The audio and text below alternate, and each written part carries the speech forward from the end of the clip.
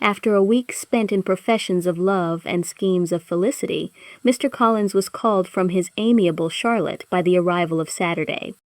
The pain of separation, however, might be alleviated on his side by preparations for the reception of his bride, as he had reason to hope that shortly after his return into Hertfordshire the day would be fixed that was to make him the happiest of men.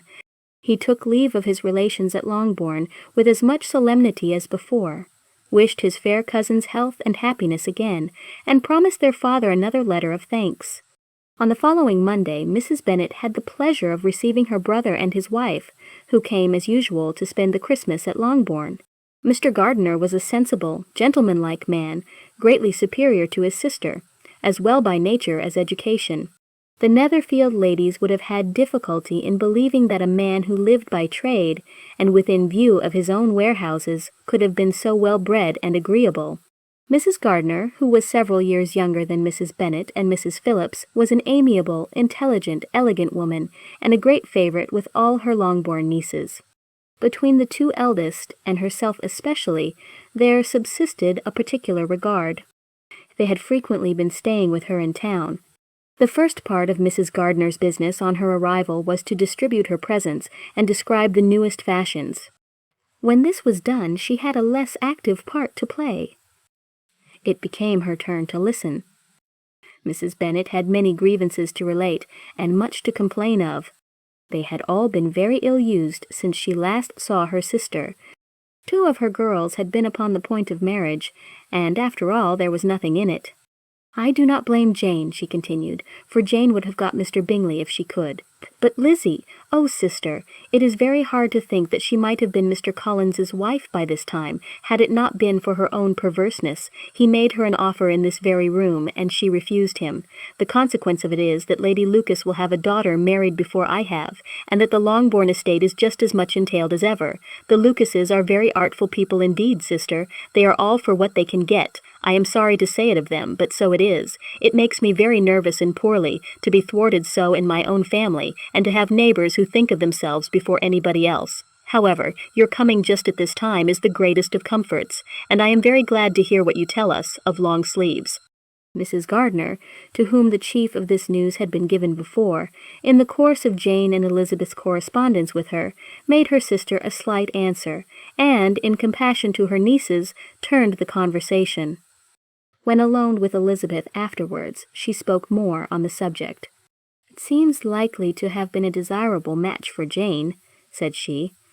"I am sorry it went off, but these things happen so often. A young man, such as you describe Mr. Bingley, so easily falls in love with a pretty girl for a few weeks, and when accident separates them so easily forgets her, that these sort of inconsistencies are very frequent." "An excellent consolation in its way," said Elizabeth, "but it will not do for us. We do not suffer by accident. It does not often happen that the interference of friends will persuade a young man of independent fortune to think no more of a girl whom he was violently in love with only a few days before. But that expression of violently in love is so hackneyed, so doubtful, so indefinite, that it gives me very little idea. It is as often applied to feelings which arise from a half-hour's acquaintance as to a real, strong attachment. Pray, how violent was Mr. Bingley's love?" "I never saw a more promising inclination. He was growing quite inattentive to other people, and wholly engrossed by her. Every time they met, it was more decided and remarkable. At his own ball he offended 2 or 3 young ladies by not asking them to dance, and I spoke to him twice myself, without receiving an answer. Could there be finer symptoms? Is not general incivility the very essence of love?" "Oh yes, of that kind of love which I suppose him to have felt. Poor Jane!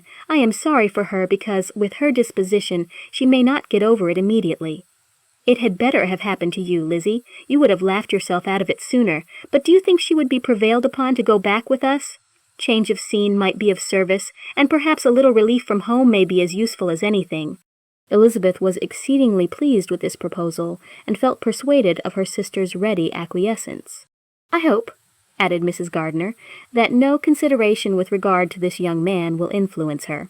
We live in so different a part of town, all our connections are so different, and as you well know, we go out so little, that it is very improbable that they should meet at all, unless he really comes to see her. and that is quite impossible, for he is now in the custody of his friend, and Mr. Darcy would no more suffer him to call on Jane in such a part of London. My dear aunt, how could you think of it? Mr. Darcy may perhaps have heard of such a place as Gracechurch Street, but he would hardly think a month's ablution enough to cleanse him from its impurities. Were he once to enter it, and depend upon it, Mr. Bingley never stirs without him. So much the better. I hope they will not meet at all, but does not Jane correspond with his sister? She will not be able to help calling. She will drop the acquaintance entirely, but in spite of the certainty in which Elizabeth affected to place this point, as well as the still more interesting one of Bingley's being withheld from seeing Jane, she felt a solicitude on the subject which convinced her, on examination, that she did not consider it entirely hopeless. It was possible, and sometimes she thought it probable, that his affection might be reanimated, and the influence of his friends successfully combated by the more natural influence of Jane's attractions. Miss Bennet accepted her aunt's invitation with pleasure, and the Bingleys were no otherwise in her thoughts at the same time than as she hoped by Caroline's not living in the same house with her brother, she might occasionally spend a morning with her without any danger of seeing him.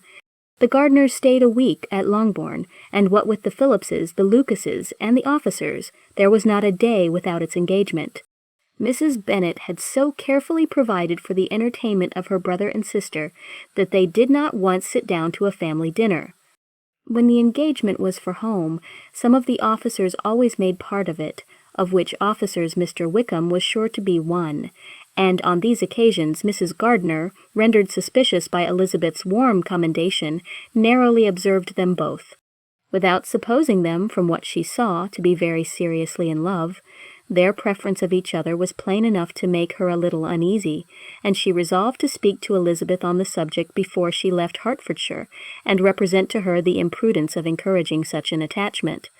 To Mrs. Gardiner, Wickham had one means of affording pleasure, unconnected with his general powers. About 10 or a dozen years ago, before her marriage, she had spent a considerable time in that very part of Derbyshire to which he belonged. They had, therefore, many acquaintances in common, and though Wickham had been little there since the death of Darcy's father, it was yet in his power to give her fresher intelligence of her former friends than she had been in the way of procuring.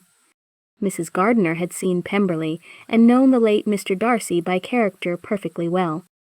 Here, consequently, was an inexhaustible subject of discourse.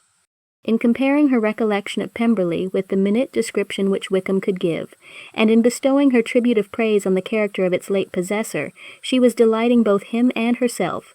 On being made acquainted with the present Mr. Darcy's treatment of him, she tried to remember some of that gentleman's reputed disposition when quite a lad which might agree with it, and was confident at last that she recollected having heard Mr. Fitzwilliam Darcy formerly spoken of as a very proud, ill-natured boy.